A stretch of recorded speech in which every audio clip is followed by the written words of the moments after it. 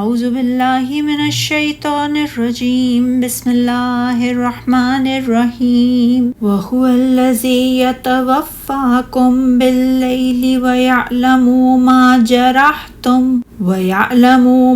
جَرَحْتُم بِالنَّهَارِ ثُمَّ يَبْعَثُكُم فِيهِ لِيُقْضَىٰ أَجَلٌ مُّسَمًّى ثُمَّ إِلَيْهِ مَرْجِعُكُمْ ثُمَّ يُنَبِّئُكُم بِمَا كُنتُمْ تَعْمَلُونَ وَهُوَ الْقَاهِرُ فَوْقَ عِبَادِهِ وَيُرْسِلُ عَلَيْكُمْ حَفَظًا حَتَّى إِذَا جَاءَ أَحَدَكُمُ الْمَوْتُ تَوَفَّتْهُ رُسُلُنَا وَهُمْ لَا يُفَرِّطُونَ ثُمَّ رُدُّوا إِلَى اللَّهِ مَوْلَاهُمُ الْحَقِّ أَلَا لَهُ الْحُكْمُ وَهُوَ أَسْرَعُ الْحَاسِبِينَ۔ اور وہی ہے اللہ جو رات کو تمہیں فوت کرتا ہے اور وہ جانتا ہے جو کچھ تم دن میں کرتے ہو، پھر دوسرے دن میں تمہیں اٹھاتا ہے تاکہ زندگی کی مقررہ مدت پوری کی جائے، پھر اسی کی طرف تمہاری واپسی ہے، پھر وہ تمہیں بتا دے گا جو تم کرتے رہے ہو، اور وہی اپنے بندوں پر غالب ہے، اور تم پر محافظ فرشتے بھیجتا ہے، حتیٰ کہ جب تم میں سے کسی کو موت آتی ہے تو ہمارے فرشتے اسے فوت کرتے ہیں،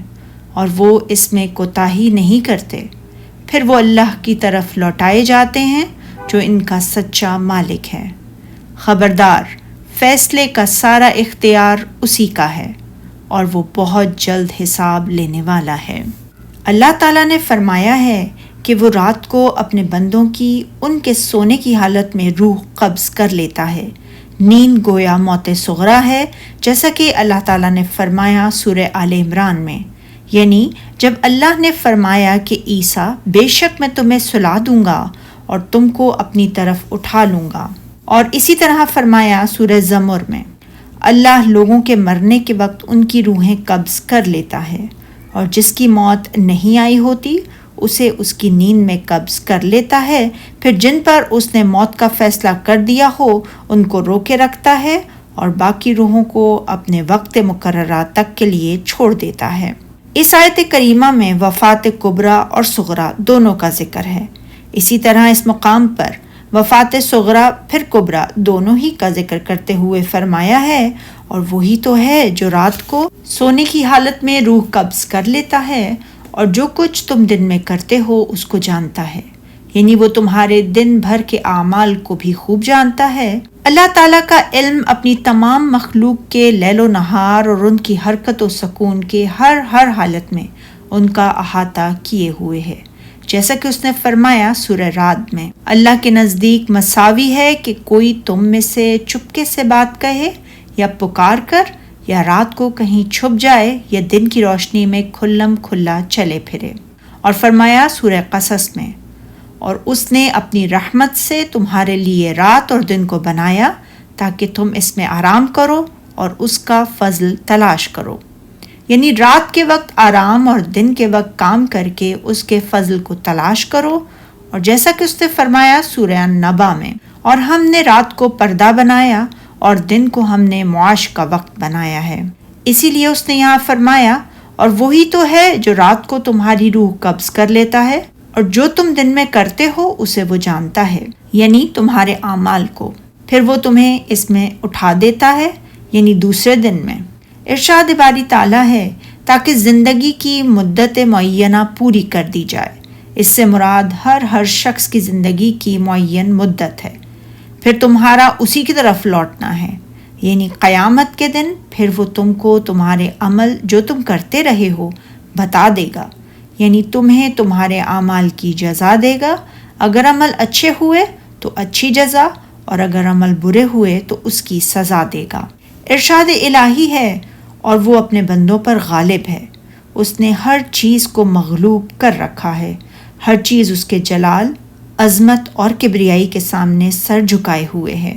اور تم پر نگہبان فرشتے بھیجتا ہے، یعنی فرشتے انسان کے جسم کی حفاظت کرتے ہیں، جیسا کہ اس نے فرمایا سورہ رعد میں، اس انسان کے لیے باری باری آنے والے فرشتے ہیں جو اس کے آگے اور پیچھے سے اللہ کے حکم سے اس کی حفاظت کرتے ہیں،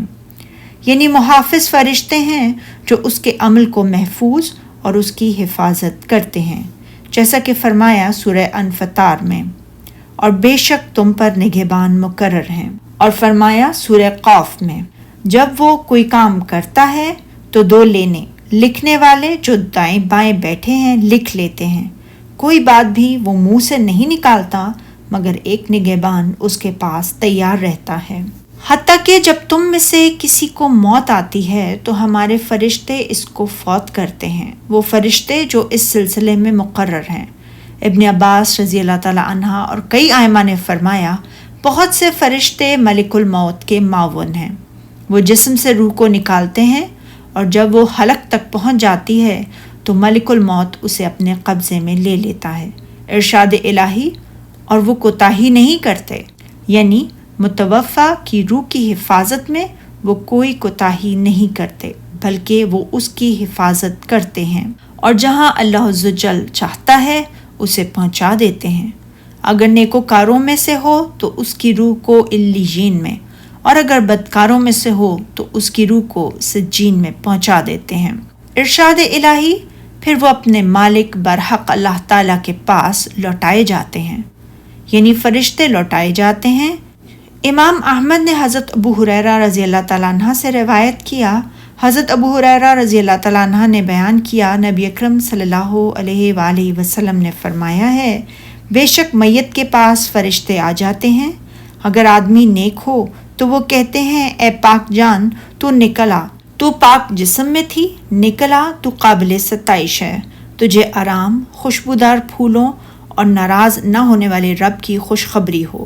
اس سے بار بار یہ کہا جاتا ہے حتیٰ کہ روح نکل آتی ہے، پھر اسے آسمان تک پہنچا دیا جاتا ہے، اس کے لیے دروازہ کھولنے کا کہا جاتا ہے، پوچھا جاتا ہے کون ہے، کہا جاتا ہے فلاں ہیں، وہ کہتے ہیں پاک نفس کو خوش آمدید ہو، اچھے جسم میں تھی، داخل ہو جا اس حال میں کہ تو قابل ستائش ہے، تجھے آرام، خوشبودار پھولوں اور ناراض نہ ہونے والے رب کی خوشخبری ہو۔ ہمیشہ اسے یہ کہا جاتا ہے حتیٰ کہ اسے اس آسمان تک پہنچا دیا جاتا ہے جہاں اللہ تعالیٰ کی ذات گرامی ہے۔ اور اگر آدمی برا ہو تو اس سے کہتے ہیں اے خبیث جان، نکلا، تو خبیث جسم میں تھی، نکلا تو قابل مذمت ہے، تجھے گرم پانی، پیپ اور اس طرح کے اور بہت سے عذابوں کی خوشخبری ہو۔ اسے بار بار یہ کہا جاتا ہے حتیٰ کہ وہ باہر نکل آتی ہے، پھر اسے آسمان کی طرف لے جایا جاتا ہے، اس کے لیے آسمان کا دروازہ کھولنے کو کہا جاتا ہے، تو پوچھا جاتا ہے یہ کون ہے، جواب دیا جاتا ہے فلاں، تو کہا جاتا ہے اس خبیث جان کو جو خبیث جسم میں تھی خوش آمدید نہ ہو، تو واپس لوٹ جا کہ تو قابل مذمت ہے، تیرے لیے آسمان کے دروازوں کو نہیں کھولا جائے گا۔ اسے آسمان سے واپس لوٹا دیا جاتا ہے، پھر اسے قبر میں لے جایا جاتا ہے، پھر نیک آدمی کو بٹھایا جاتا ہے، اور اس کو اسی طرح کہا جاتا ہے۔ حضرت عائشہ رضی اللہ تعالیٰ عنہ سے درج ذیل روایت ہے امام احمد میں، تو کس دین پر تھا؟ وہ کہتا ہے دین اسلام پر۔ پھر اس سے پوچھا جاتا ہے اس شخص کے متعلق تو کیا کہتا ہے؟ وہ جواب دیتا ہے محمد اللہ کے رسول ہیں، ہمارے پاس وہ اللہ کی طرف سے دلیلیں اور کھلی نشانیاں لے کر آئے، چنانچہ ہم نے ان کی تصدیق کی۔ پھر اس کے لیے آگ کی طرف سے کھڑکی کھولی جاتی ہے تو وہ اس دوزخ کو دیکھتا ہے کہ وہ ایک دوسرے کو کھا رہی ہے، پھر اس سے کہا جاتا ہے دیکھ اللہ تعالیٰ نے تجھے اس سے بچایا ہے۔ پھر اس کے لیے جنت کی طرف سے کھڑکی کھولی جاتی ہے، بس وہ اس کی رونق اور نعمتیں دیکھتا ہے تو اسے کہا جاتا ہے یہی تیرا ٹھکانہ ہے، اور اس سے کہا جاتا ہے تو دنیا میں یقین پر تھا، اسی پر فوت ہوا، اور اللہ چاہے تو یقین ہی پر اٹھائے گا۔ اور جب برے آدمی کو قبر میں بٹھایا جاتا ہے وہ پریشان اور گھبرایا ہوا ہوتا ہے، اس سے کہا جاتا ہے تو کس دین پر تھا؟ وہ کہتا ہے میں نہیں جانتا۔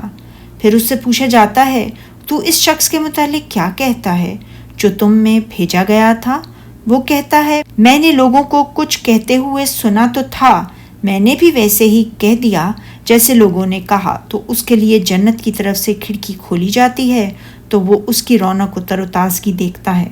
تو اسے کہا جاتا ہے اس کی طرف دیکھ، اللہ تعالیٰ نے تجھے اس سے محروم کر دیا ہے۔ پھر اس کے لیے آگ کی طرف کھڑکی کھولی جاتی ہے، وہ اس کی طرف دیکھتا ہے، وہ ایک دوسرے کو کھا رہی ہے، اور اس سے کہا جاتا ہے یہ تیرا ٹھکانہ ہے، تو شک پر تھا، اسی پر تجھے موت آئی، اور اگر اللہ نے چاہا تو اسی پر تجھے اٹھایا جائے گا، پھر اس کو عذاب دیا جائے گا۔ پھر ان کے بارے میں اللہ تعالیٰ عدل کے ساتھ فیصلہ فرمائے گا، جیسا کہ اس نے فرمایا سورہ واقعہ میں، کہہ دیجئے کہ بے شک پہلے اور پچھلے سب ایک روز مقرر وقت پر جمع کیے جائیں گے، اور فرمایا سورہ کہف میں، اور ان لوگوں کو ہم جمع کر لیں گے تو ان میں سے کسی کو بھی نہیں چھوڑیں گے، وہ سب تمہارے پروردگار کے سامنے صف باندھ کر لائے جائیں گے، تو ہم ان سے کہیں گے جس طرح ہم نے تم کو پہلی بار پیدا کیا تھا، یقیناً اسی طرح آج تم ہمارے سامنے آئے ہو، لیکن تم نے تو یہ خیال کر رکھا تھا کہ ہم نے تمہارے لیے قیامت کا کوئی وقت مقرر ہی نہیں کیا، اور عملوں کی کتاب کھول کر رکھی جائے گی، تو تم گناہ گاروں کو دیکھو گے کہ جو کچھ ان میں لکھا ہوگا اس سے ڈر رہے ہوں گے، اور کہیں گے ہائے شامت، یہ کیسی کتاب ہے، نہ چھوٹی بات کو چھوڑتی ہے نہ بڑی کو، کوئی بات بھی نہیں مگر اسے لکھ رکھا ہے، اور جو عمل کیے ہوں گے سب کو حاضر پائیں گے، اور آپ کا پروردگار کسی پر ظلم نہیں کرے گا۔ اسی لیے فرمایا جو ان کا مالک برحق ہے، خبردار فیصلہ اسی کا ہے، اور وہ نہایت جلد حساب لینے والا ہے۔ سبحانک اللہم و بحمدک، اشہد ان لا الہ الا انت، استغفرک و اتوب الیک۔